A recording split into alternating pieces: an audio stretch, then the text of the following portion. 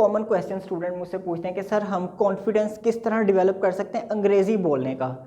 तो आज मैं इसके ऊपर बात करूंगा। देखें, जब भी आपने कोई चीज़ हासिल करनी होती है, जब भी आप किसी चीज़ को हासिल करना चाहते हैं, तो सबसे पहले आपको देखना पड़ता है कि उस चीज़ के रास्ते में रुकावटें क्या क्या आ रही हैं। मिसाल के तौर पे मैं एक बिज़नेसमैन से पूछता हूँ कि सर पैसा कैसे आता है, तो बिज़नेसमैन सबसे पहले, अगर इंटेलिजेंट बिज़नेसमैन होगा, वो मुझे कहेगा कि बेटा इसमें रुकावटें क्या क्या आ रही हैं। मिसाल के तौर पे कि कारोबार सारा ऑनलाइन शिफ्ट हो गया और मुझे ऑनलाइन काम ही नहीं आता, एक हर्डल आ गई। मिसाल के तौर पे मेरा कारोबार जो है वो टारगेट ऑडियंस के साथ कम्युनिकेशन बेस्ड है, यानी कि बात बहुत ज़्यादा करनी पड़ती है और मुझे बात ही नहीं करनी आती, मुझे इफ़ेक्टिव कम्युनिकेशन नहीं आती। मिसाल के तौर पे मेरा कारोबार जो है वो किसी ख़ास ज़ुबान के लोगों से वाबस्ता है और वो मुझे ज़ुबान ही नहीं आती, तो इसका मतलब पैसा नहीं आ सकेगा। क्यों? क्योंकि उसमें रुकावटें आ गई हैं। इसी तरह जब हम कॉन्फिडेंस की बात करते हैं, जब भी कॉन्फिडेंस की बात होगी तो उसमें भी बिल्कुल उसी तरह हर्डल्स आएंगी।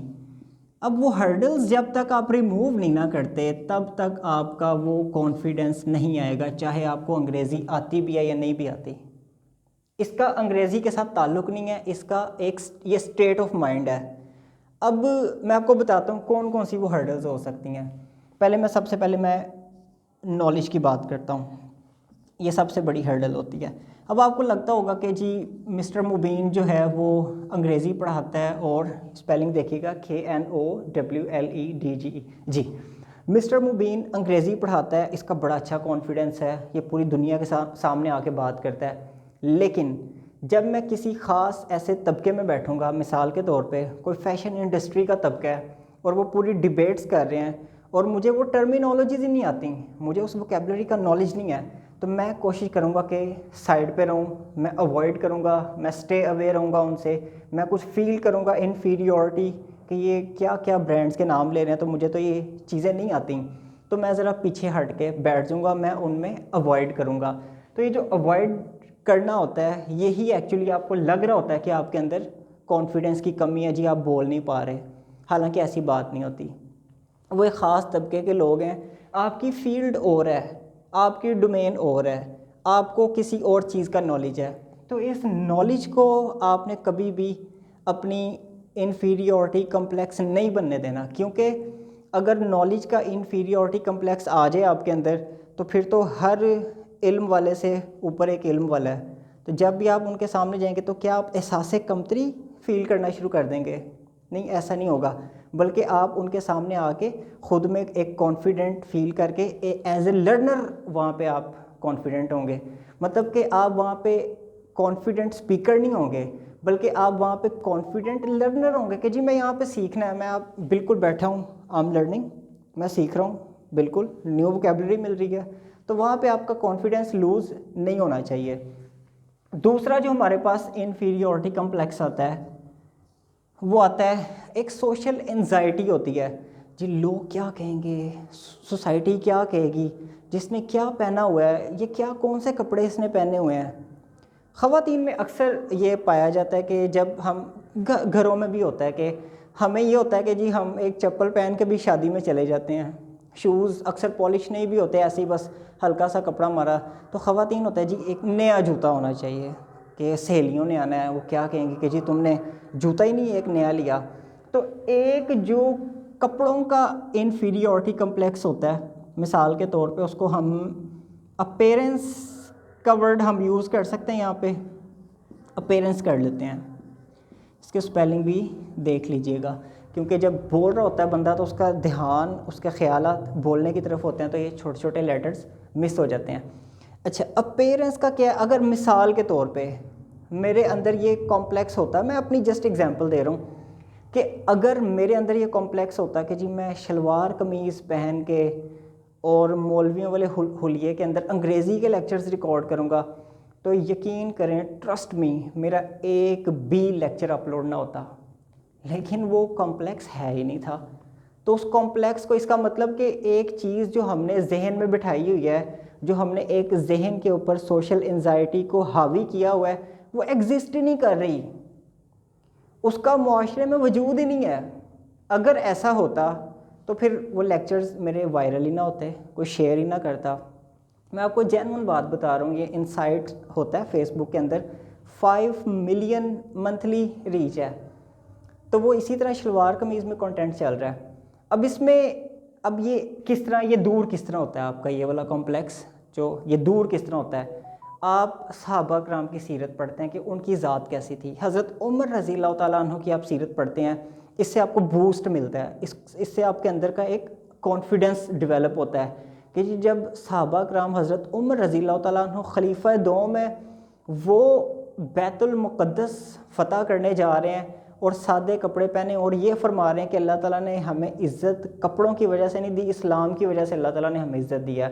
और बादशाह के सामने इस तरह आमने सामने आए हैं और बादशाह ने चाबियां पकड़ा दी हैं, उसने कपड़े नहीं देखे, कपड़े देखता वो कहता है कि ये इसको मैं दूंगा हुकूमत, लेकिन इट हैज़ नॉट, एक चीज़ एग्जिस्ट ही नहीं कर रही।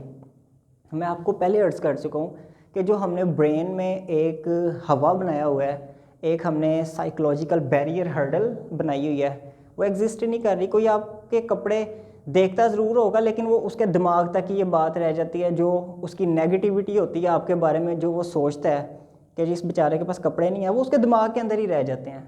तो इस चीज़ को आप रिमूव कर दें। और एक ख़ातून ने मुझसे क्वेश्चन किया, उसने कहा कि सर मैं टीचर हूँ, तो मुझसे जब मैं स्टेज पे जाती हूँ अपनी क्लास में तो मुझसे सही तरह कॉन्फिडेंटली बात नहीं होती अपने स्टूडेंट्स के साथ। तो मैंने जब उससे आइडिया शेयर किया, डिस्कस किया, तो तब मुझे ये राज खुला कि उसको ये कॉम्प्लेक्स था। कहती बाकी सारी टीचर्स बड़ा तैयार हो के आती हैं, लेकिन मैं एक गरीब घराने से मेरा ताल्लुक़ है, तो मैं वहाँ पे तैयार होकर नहीं जा सकती इस तरह। तो फिर मेरे अंदर ये फीलिंग्स आती हैं, तो इसको आप रिमूव कर दें। अच्छा, एक होता है हर्डल्स, मैं आपको बता रहा हूँ कि fear, anxiety, social anxiety, psychological fear, knowledge का, ये सारी चीज़ें आपको इन्फीरियॉरिटी कम्प्लेक्स की तरफ लेके जाती हैं। और जब इन्फीरियॉरिटी कम्प्लेक्स आता है तो फिर आपके अंदर वो चीज़ें आती हैं। अभी मैं आपको एक दूसरी एक एग्जांपल देने लगा इस फ़ियर के ऊपर ही। अब ये फ़ियर क्या है, मैं आपको एक एग्जांपल देता हूँ। एक 4 फुट चौड़ी दीवार है, मतलब कि 4 फुट काफ़ी चौड़ी होती है, इतनी चौड़ी दीवार है और ज़मीन से वो 2 फुट ऊंची है। तो क्या आप उसके ऊपर आसानी से पैदल चल लेंगे, भाग लेंगे? बिल्कुल भाग लेंगे। बच्चे तो एक ईंट जितनी दीवार के ऊपर भाग लेते हैं, लेकिन 4 फुट की दीवार के ऊपर भागना कोई प्रॉब्लम ही नहीं है। पैदल 2, 3, 4 इकट्ठे लोग उसके ऊपर चल सकते हैं, लेकिन सिर्फ एक बंदा उसके ऊपर आसानी से चल लेगा। लेकिन वही दीवार अगर उसको मैं 100 फुट बुलंद ऊपर ले जाऊं तो फिर क्या होगा? फिर एक फ़ियर आ जाएगा, ठीक है। फ़ियर क्या होगा? इधर ना गिर जाऊं, इधर ना गिर जाऊं। अब ये बड़ा एक क्रिटिकल पॉइंट है, मैं इधर ना गिर जाऊं या इधर ना गिर जाऊं। अब यहाँ से एक्चुअली ये फ़ियर है। फ़ियर क्या है? रिजेक्शन का,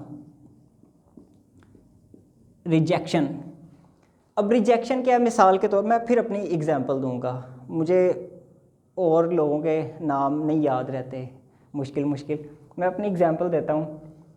अगर मेरे अंदर ये खौफ होता कि जी लोग मेरे लेक्चर्स को नापसंद ना करें या लोग मेरे लेक्चर पे नेगेटिव फीडबैक ना दें, रिजेक्शन का खौफ होता अगर मेरे अंदर, वही बात कि मैं गिर ना जाऊँ, तो फिर मैं कभी भी वो स्टेप ही ना लेता। मतलब आपको अगर अंग्रेज़ी के हवाले से खौफ है, अंग्रेज़ी के हवाले से खौफ है कि मैं गिर ना जाऊं, यानी कि लोग मेरी बेइज्जती ना कर दें, या ये सारे अब मिक्सिंग करें ज़रा, कि मेरा लफ्ज़ गलत ना प्रोनाउंस हो जाए। वो गिरने का ये मतलब है ना कि आप बड़ा अच्छा बोल रहे थे स्मूथली, लेकिन स्लिप ऑफ टंग हो गया, मुंह से लफ्ज़ बोलना कुछ और था, कुछ और निकल गया, स्ट्रक्चर गलत हो गया। तो वो जो रिजेक्शन का खौफ है, उसको मज़े की बात है कि वो भी एग्जिस्ट नहीं करता। ये भी सिर्फ साइकोलॉजिकल बैरियर है, जहनी एक हर्डल है, एग्जिस्ट नहीं करता। मैं कई सेंटेंसेस गलत लिखता हूँ वाइट बोर्ड पे, कई मेरे स्पेलिंग गलत हो जाते हैं, वो स्टूडेंट्स मेरे नीचे सही कर रहे होते हैं, हालांकि वो मिस्टेकनली हो जाता है कि जब हम वाइट बोर्ड को दूर से ऐसे आगे देखते हैं। अब ये भी मैंने अपनी तसल्ली के लिए ये बात की है, यानी कि आपने अपने दिल को समझा लेना है कि आप सही बोल रहे हैं। जैसे मैं यहाँ पे आके पढ़ा के कॉन्फिडेंटली चला जाता हूँ और मुझे अपने ऊपर यकीन होता है कि मैंने ठीक पढ़ाया है, जब कोई मुझसे डिबेट करता है तो मेरे पास आर्गूमेंट्स होते हैं उसको देने के लिए, क्योंकि मुझे पता होता है, नॉलेज लिया होता है। और अपीयरेंस की तो कोई टेंशन नहीं अब आपने लेनी, क्योंकि ये एग्जिस्ट नहीं कर रही। उसके बाद फियर कौन सा है, रिजेक्शन का, कि लोग वो कहेंगे कि जी गलत बोल रहे हैं इंग्लिश, नो प्रॉब्लम, वो कौन सा सही बोल रहे हैं। तो आपने इस चीज़ को अगर आप देख के आज से ही अपनी शुरू कर देते हैं।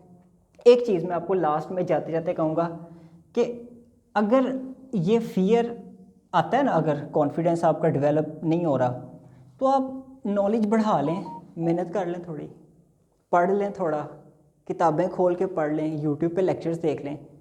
अब ज़रूरी नहीं है कि पढ़ना भी नहीं है और कॉन्फिडेंस भी आ जाए, ऐसा कभी ज़िंदगी में हुआ नहीं है कि एक बंदा है वो उसको अब जिसको ये कम्प्लेक्स है ना अपीयरेंस का, वो क्या करेगा, pant shirt pant coat 3 piece पूरा सूटेड बूटेड होके आएगा, उसका ओवरकम हो गया, उसका कॉन्फिडेंस, उसको कॉन्फिडेंस आ गया।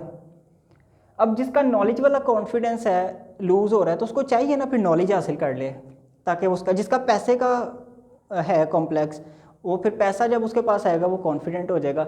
इसी तरह जिसका नॉलेज का कॉम्प्लेक्स है, जब उसके पास नॉलेज आएगा तो वो ऑटोमेटिकली हो जाएगा। तो इस तरह जब आपके पास वो लैंग्वेज का फियर है, लैंग्वेज का, कि जी मुझे लैंग्वेज आती नहीं, तो उसकी आप प्रैक्टिस कर लें। आप उसकी लोगों के साथ जब प्रैक्टिस कर लेंगे तो आपको ऑटोमेटिकली लगेगा कि जी आपको अब नॉलेज आ गया इस चीज़ का, तो फिर आप हल्के हल्के थोड़ा बहुत बोलना शुरू कर देंगे। तो उम्मीद है कि आज के लेक्चर से आपको कुछ ना कुछ बूस्ट मिला होगा, कुछ ना कुछ मोटिवेशन मिली होगी। उम्मीद करता हूँ कि आप इस चैनल को भी सब्सक्राइब करेंगे और ये वीडियो भी अपने दोस्तों के साथ